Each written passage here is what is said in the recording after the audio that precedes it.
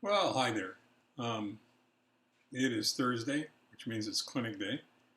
Um, it's been a long day and really rather exhausting. And it resulted in a transfusion, which I was pretty well certain it would, based upon what my numbers were last week. Uh, Realistically, when when the well, let's look at it a different way. There's such a thing as a standing order that doctors have for certain patients that come in on a regular basis, and if you fall in or out of certain parameters, then it results in certain treatment. In this particular case, I have a standing order for transfusion anytime it gets to 7 or below. That's pretty low, and usually at the point it gets to 7, you're pretty well trashed out. Mine was at 7.3 when I got the blood work back today, which is still really really low. I actually thought I felt better than I must have really been feeling.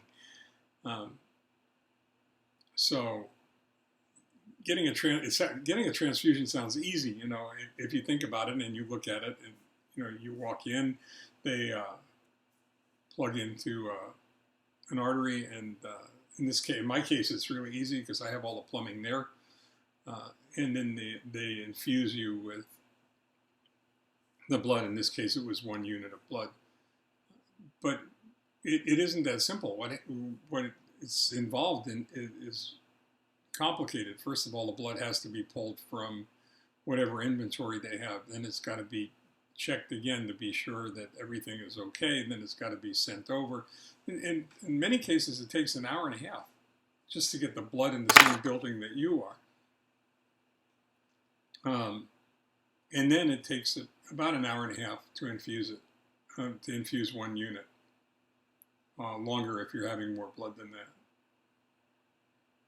You got plenty of time to think in that 3 hours, because usually what happens is they bring you in earlier if they have a room for you, or as soon as they have a room for you, and they get you comfortable, and then they start hydrating you. They start giving you fluids to hydrate you and prepare you for the process that you're about to embark upon.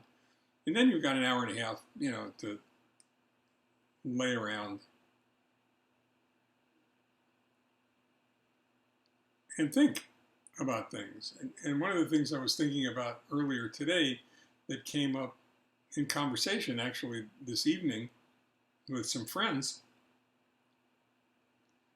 was, prognosis. Where are you in your treatment? When will you be cured? Why do you still have to, it always comes up, why do you still have to be so careful? What kind of careful do you have to be? And I don't know why, but earlier this afternoon while I was lying on a bed in the infusion room, I started thinking about Peter Pan.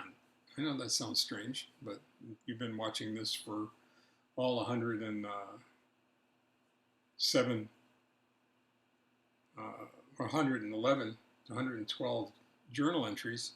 By the way, this is journal 112 and T+107. If you've been hanging out with me since I started doing this, you already know I'm strange, so you're going to have to just cope. But I started thinking about Peter Pan, and I mean, you think about really strange things when you're lying there watching somebody else's blood go into your body. Uh, the last time I had that kind of time to think, I decided I was going to go out and look for some silver bullets. Why, you say? Why would you look for silver bullets? Because I wear a mask all the time, and I've always wanted to turn around and hand somebody a silver bullet so that they could say, I don't know who he was, but he gave me a silver bullet.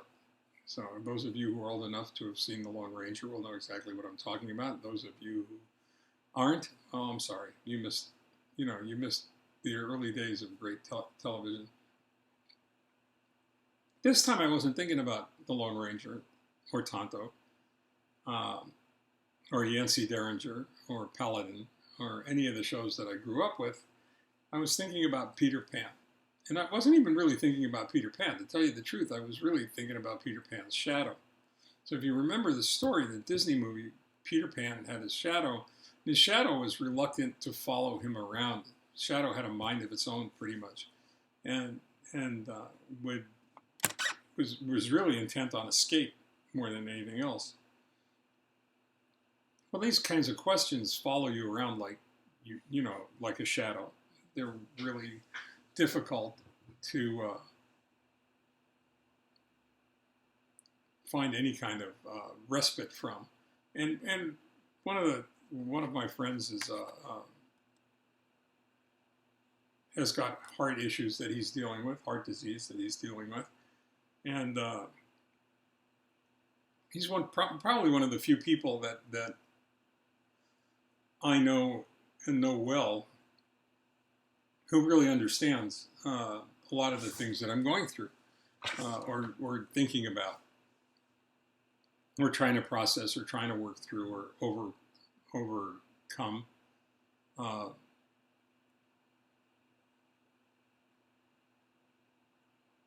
And when I mentioned that particular metaphor, he really said, you're right.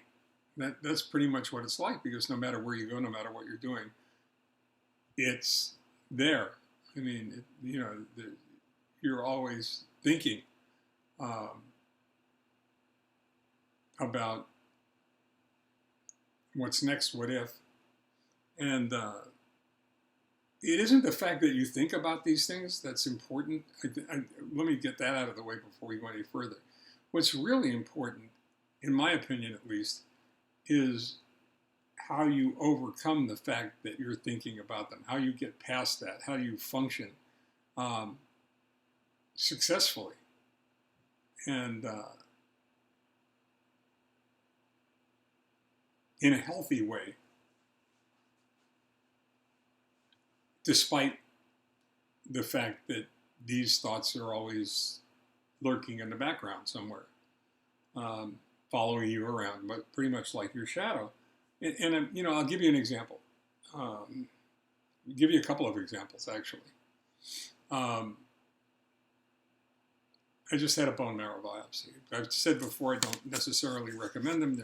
They're uncomfortable. At the very, very least, they're uncomfortable. And they're uncomfortable for a while.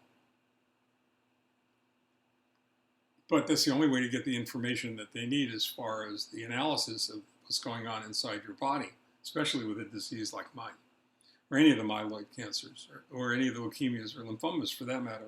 I'm pretty sure that the protocol's the same.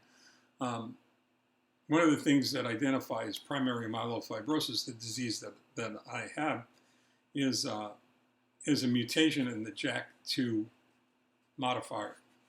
I'm sure that there's another better explanation for what it's called, but that's what I know it as. It's the JAK2 modifier. And for the last 2 bone marrow biopsies, 2 out of 5, they're gone. The JAK2 modifier is undetectable. Doesn't mean it's not there.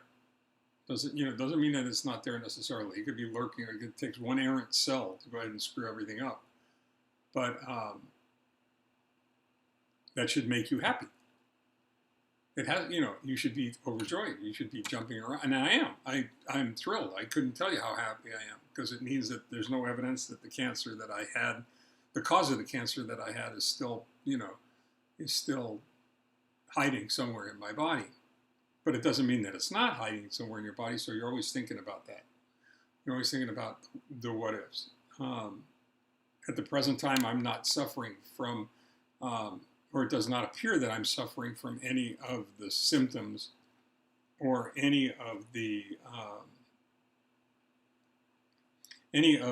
problems that are associated with graft versus host disease, which would be the stem cells of my donor fighting with my body, or the antibodies of my body fighting with the stem cells, which can be lethal.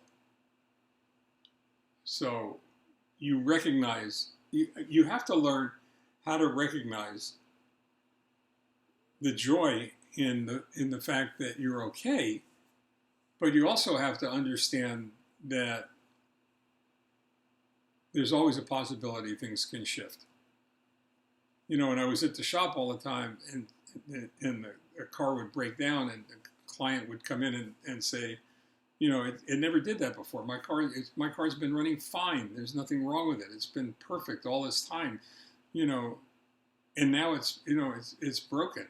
And you would turn around and say, listen, have you ever been well? He said, well, of course I've been well. I said, did you ever get sick? Yeah. Well, this same thing happens to your automobiles. You know, pardon my French, everybody, shit happens.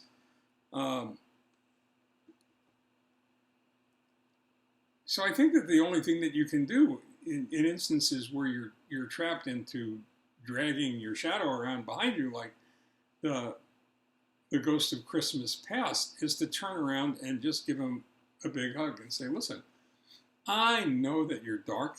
I know that you're ominous. I know that you're always following me.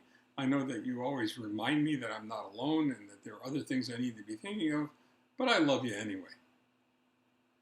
I love you anyway.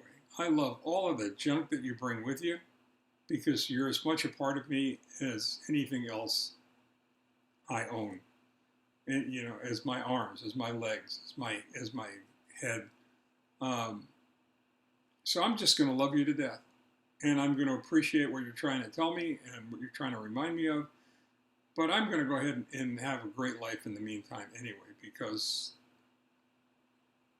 that's what I think I'm here to do. That's what I think I'm here to do. And I think that's what all of us have to do when we're confronted with our own shadows. Not necessarily stitch it back onto your feet the way Wendy did for Peter, but certainly to learn how to appreciate at least some of those things that your shadow is carrying around with it. Stay well, take care. I'll talk to you guys tomorrow. Bye-bye.